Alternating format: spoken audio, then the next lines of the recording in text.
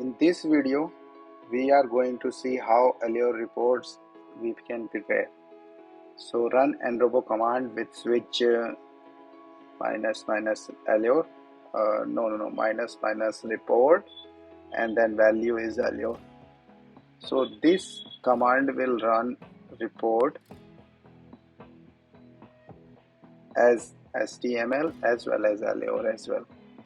So here test is running complete and preparing allure report, and allure report is ready.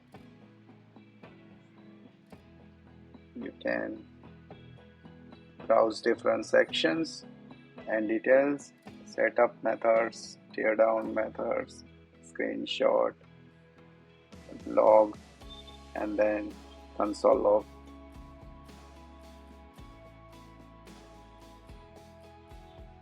You can go to shoot view, graph view, failed, broken, fast, skipped, unknown, and this is timeline view. Here you can see, yeah, this is behavior view, this is again, and this is packages view.